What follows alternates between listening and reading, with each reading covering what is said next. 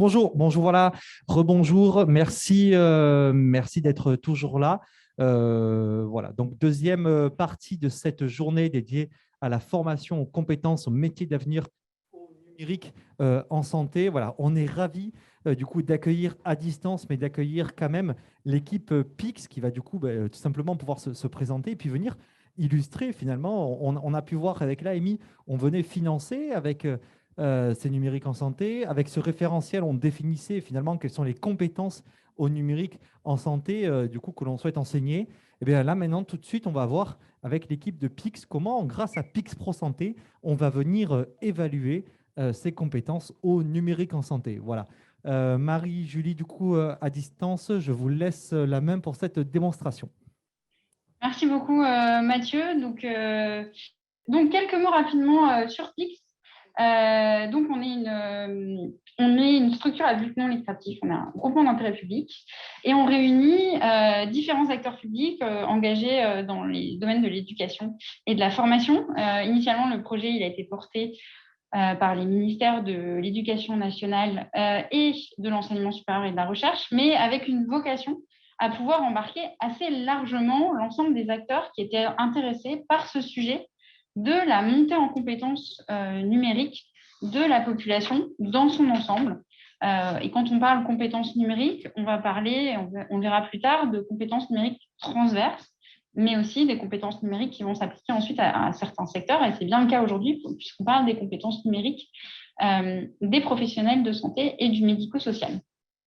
La mission qu'on s'est fixée depuis le démarrage de PIX en 2016, c'est d'aider chacun à se repérer et à cultiver ses compétences numériques tout au long de sa vie.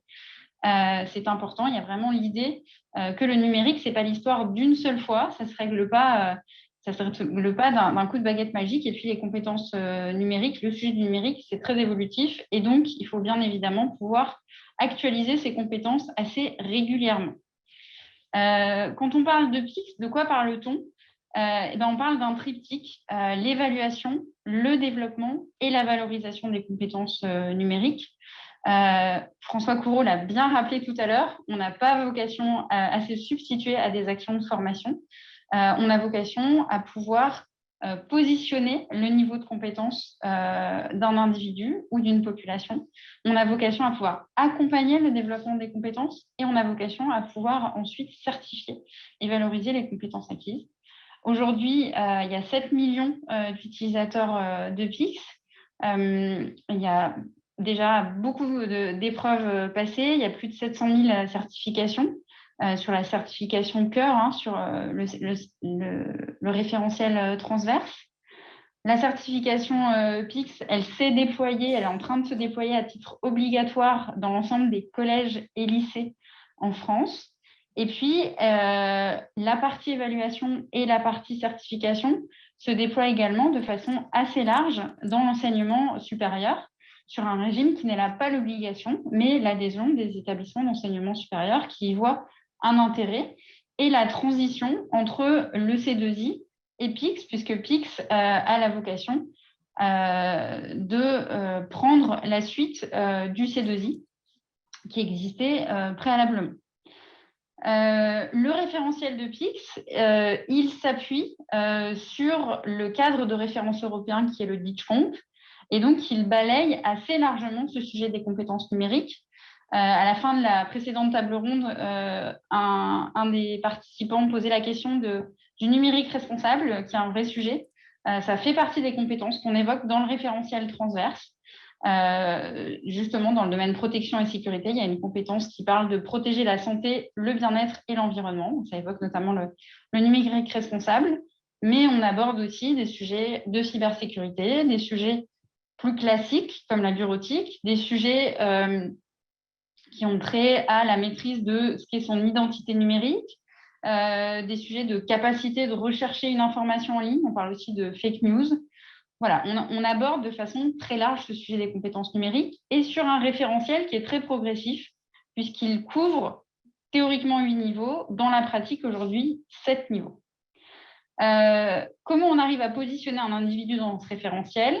Avec des tests que l'on passe sur cette plateforme, PIX, qui est en ligne, Ces tests, ils évaluent différentes facettes de la compétence, qui sont des savoirs, des savoir-faire et la capacité à identifier les enjeux du numérique. Ils sont le plus possible en situation réelle, en tout cas, ils projettent l'utilisateur dans des situations proches de la vie réelle et à résoudre avec des outils habituels. Alors là, ce qu'on dit, on le dit de façon générale, ça sera assez vrai, Julie vous le montrera tout à l'heure, également dans des contextes santé ou médico-social. Et puis, ce sont des tests qui sont adaptatifs. L'idée, c'est un peu de venir comme vous êtes, avec votre niveau de compétence numérique, et à nous de vous proposer progressivement, en fonction de ce que vous démontrez en termes de niveau sur la plateforme, de vous proposer un test qui s'adapte à votre niveau de compétence numérique pour être suffisamment challengeant, venir vous chercher vraiment à votre niveau, et en même temps suffisamment bienveillant. Il ne faut pas mettre plus en difficulté que nécessaire l'utilisateur sur la plateforme. Au-delà de passer des épreuves, on est en capacité de recommander des ressources qui sont de l'ordre des tutos. Ces tutos, c'est soit des vidéos, soit du contenu statique, et ça vise à fournir un premier niveau de réponse là où vous n'avez pas su répondre à la question qui vous a été posée. La certification, c'est un examen. Si on doit se dire les choses, c'est un mode qui est radicalement différent de celui de l'évaluation. L'évaluation, c'est non surveillé. Vous pouvez être aidé, pas aidé. Vous êtes dans les circonstances que vous le souhaitez. La certification, c'est un petit peu sérieux. On vérifie votre identité. On est en condition d'examen. Vous êtes surveillé. Et l'objectif, c'est de s'assurer que vous maîtrisez bien le niveau que vous avez atteint dans votre profil Pix. Il faut avoir eu un vécu sur la plateforme avant de se présenter à une session de certification.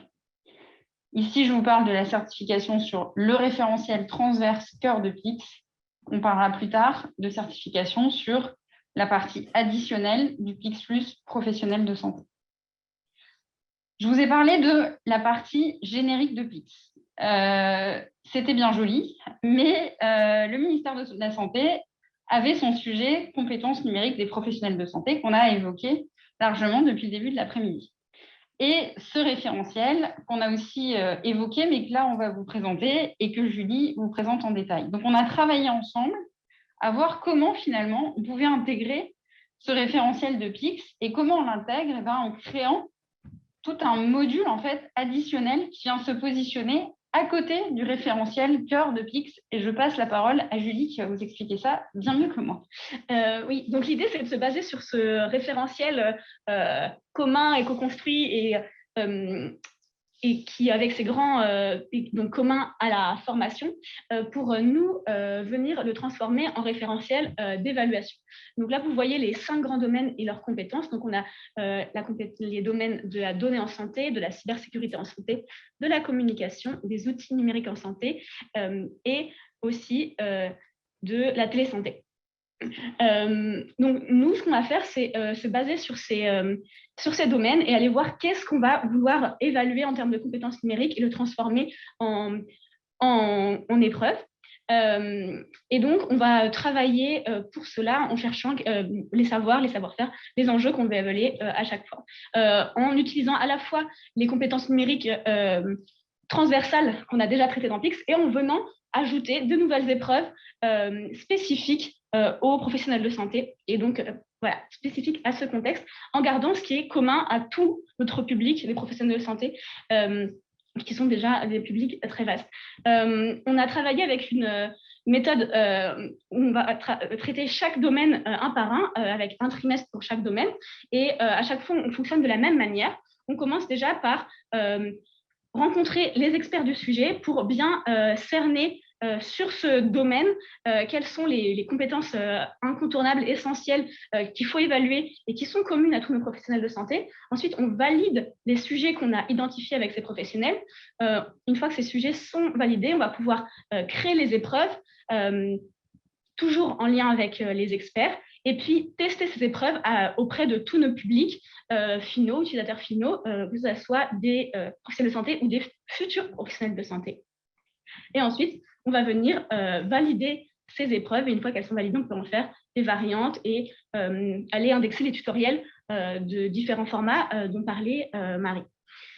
Pour que ça soit encore plus concret, ce qu'on vous propose, c'est de vous donner un petit aperçu de ce qu'on a fait déjà sur la cybersécurité, puisque c'est le premier domaine qu'on a traité, et donc de vous donner un petit extrait de 4 questions sur ce domaine de la cybersécurité. Donc, je vais vous les partager. Donc, on a essayé de couvrir sur la cybersécurité différentes facettes de ce domaine, à la fois donc cette problématique, par exemple, de phishing en l'adaptant à la cybersécurité avec des adresses qui peuvent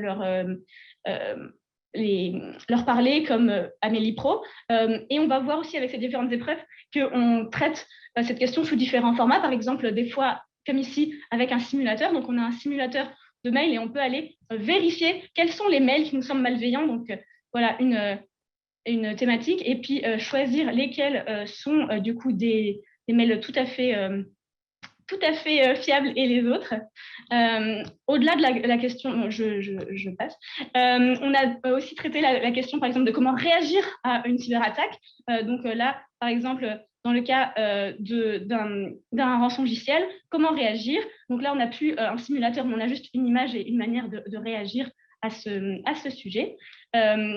On a aussi d'autres questions où, en fait, l'idée, c'est vraiment de pouvoir aller chercher l'information qui nous permet de répondre à cette question. Par exemple, là, on veut aller chercher la plateforme de signalement du ministère quand une structure est confrontée à une cyberattaque qui perturbe son fonctionnement. Donc, ça vous permet aussi de montrer les différentes modalités d'épreuve. On a aussi ici une épreuve où il y a un fichier à télécharger et on s'intéresse à qu'est-ce que c'est les différentes bonnes pratiques qu'on doit suivre dans un établissement de santé. Et donc, comme sur Pix, vous avez à la fois donc, les différentes réponses et les tutoriels qui permettent du coup d'aller plus loin dans la manière de résoudre et de monter en compétence sur ces sujets-là. Mais pour aller un peu plus loin et pour vous permettre de jouer aussi vous-même et voilà, tester ces épreuves, parce que en s'interrogeant, on va pouvoir du coup vous proposer d'aller vous-même sur pix.fr et de rentrer ce code qu'on va vous mettre aussi, voilà, qui s'affiche à l'écran. Donc, vous pouvez aller sur pix.fr, taper ce code et donc vous aurez une série de petites questions. Vous pourrez vous tester vous-même. Et puis, voilà, c'est vraiment un aperçu des différentes choses qui peuvent couvrir la cybersécurité. Et donc, pour aller plus loin, les prochaines étapes, c'est donc de mettre à disposition au fur et à mesure de l'année, tous les trimestres, les parcours thématiques, un parcours par domaine. Et une fois que le référentiel sera intégralement complété, de faire des parcours à la fois destination de la formation continue comme de la formation initiale, en allant piocher dans les épreuves créées pour faire des parcours qui sont adaptés aux différents profils métiers, donc pour les personnels médicaux et médico-sociaux, avec à terme, sur l'ensemble de ces référentiels, une certification TICS Santé pour valoriser ces compétences acquises par les professionnels de santé. Voilà ce qu'on voulait vous dire. Et si besoin, on peut peut-être remettre la slide avec le code. Oui. Comme ça, voilà, ceux qui n'auraient pas eu le temps de prendre le code. Voilà, pour tester.